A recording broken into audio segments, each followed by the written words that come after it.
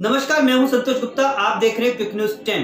पूरा ही देश कोरोना से लड़ रहा है, चाहे वो पुलिस है, चाहे मेडिकल स्टाफ है, चाहे सिक्योरिटीज हैं, वो सब कोरोना योद्धा के तौर पे पूरे देश के अंदर अपनी सेवाएं दे रहे हैं। इनमें से किसी एक को भी अगर कोरोना हो जाता है तो उनको दिल्ली सरकार, दिल्ली के हॉस्पिटल में कैसे ट्रीटमेंट दिया जा रहा है, उनको कैसे दर दर भटकना पड़ रहा है, आइए देखिए हमारी इस पूरी रिपोर्ट के अंदर। दरअसल होता यह है, 31 वर्षीय अमित राणा जो दिल्ली पुलिस में कांस्टेबल पद के ऊपर तैनात थे, उनको बुखार होता है।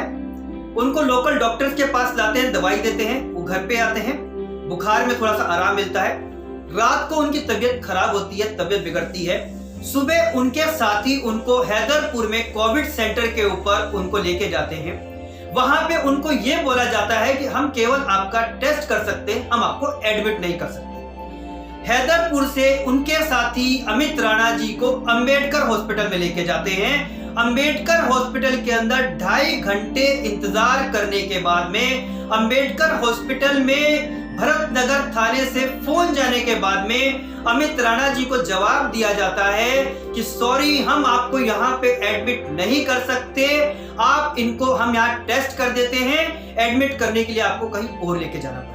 अंबेडकर हॉस्पिटल में जब सीनियर दिल्ली पुलिस के ऑफिसर्स का फोन आता है, तब अंबेडकर हॉस्पिटल से उनको ये कहा जाता है कि हम आपको दवाई दे रहे हैं, आप दवाई ले लीजिए, घर पे जाके खुद को क्वारंटाइन करिए, घर पे जाके आप अपना इलाज करिए। अमित राणा अंबेडकर हॉस्पिटल से वापस आते हैं। थोड़ी ही देर में उनको सांस लेने की तकलीफ बढ़ जाती है। उनके साथी परेशान होकर उनको दीपचंद सरकारी हॉस्पिटल में लेके जाते हैं। दीपचंद हॉस्पिटल उनको आरएमएल हॉस्पिटल के लिए रेफर कर देता है, लेकिन दुर्भाग्यवश रास्ते के अंदर ही अमित राणा हम सबको अलविदा कर चुके हैं। आरएमएल हॉस्पिटल के अंदर डॉक्टर्स पहुंचते ही उनको मृत घोषित कर देते हैं। ये तैयारी है दिल्ली सरकार की, भारत सरकार की। ये ट्रीटमेंट है जो कोरोना योद्धा को मिल रहा है। दिल्ली पुलिस ये नहीं समझ पा रही है कि कोरोना इन्फेक्शन होने के बाद में पेशेंट्स को कहां पे लेके जाया जाए। एक आम आदमी के बारे में सोचिए, अगर उसको कोरोना संक्रमण हो जाता है तो उसको अपना इलाज खुद ही करना पड़ेगा। बात यहीं पे खत्म नहीं होती।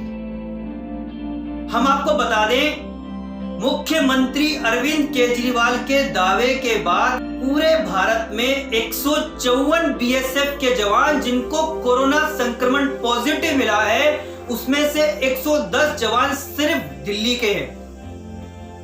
इसके अलावा सीआरपीएफ के जवान, सीआरपीएफ की एक बटालियन जो मयूर विहार के अंदर तैनात थी, उसी एक बटालियन के 122 जवानों को कोरोना संक्रमण मिला है, पॉजिटिव मिला है। उनकी रिपोर्ट पॉजिटिव आई है। दिल्ली में डॉक्टर्स, नर्सेस, एम्बुलेंस वर्कर दिन रात कोरोना के खिलाफ लड़ रहे हैं, उन पर फूल बरसाए जा रहे हैं। लेकिन अकेले दिल्ली के अंदर 300 से भी ज्यादा हेल्थ वर्कर, स्वास्थ्य कर्मी कोरोना पॉजिटिव हो चुके हैं। यह है तैयारी दिल्ली सरकार की, भारत सरकार की। एक कोरोना योद्धा को अगर इस देश के अंदर, अगर इस राज्य के अंदर अगर उनको इलाज नहीं मिल पा रहा है, तो एक आम आदमी के लिए सरकार ने कितनी तैयारी करी हुई है, उसका अंदाजा आप खुद लगा सकते हैं।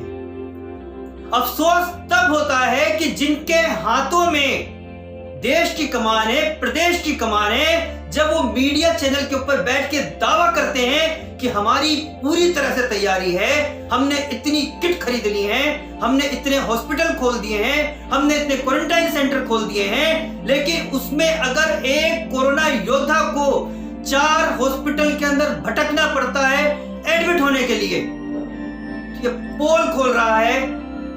एक बात हम आपको और बता दें, अकेले दिल्ली के अंदर लॉकडाउन खत्म होने से पहले 5000 से ज्यादा corona positive case official report के अंदर आ चुके हैं, क्योंकि हमने अपनी रिपोर्ट में दिखाया कि बहुत से ऐसे लोग हैं जिनकी रिपोर्ट अभी तक नहीं आई है, 10 दिन 12 दिन बीत जाने के बाद उनकी रिपोर्ट नहीं आई है। सोचिए अगर उनकी भी रिपोर्ट आ जाएगी तो दिल्ली में कोरोना का ऑफिशियल आंकड़ा कहां तक पहुंचेगा। यह है सब लॉकडाउन खुलने से पहले की तस्वीर। दिल्ली सरकार ने लॉकडाउन में जब से रियायतें दी हैं तब से एक आम आदमी इतना निश्चिंत हो गया है, रिलैक्स हो गया है कि शायद कोरोना संक्रमण खत्म हो चुका है, निश्चिंत हो गया है। उसकी ये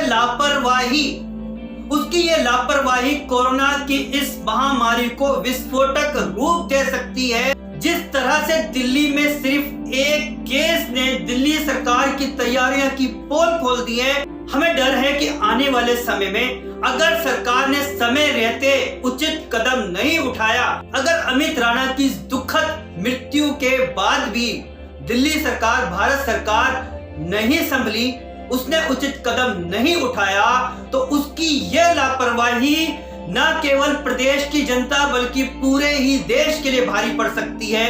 नमस्कार, मैं हूं संतोष गुप्ता, आप देख रहे हैं क्विक न्यूज 10।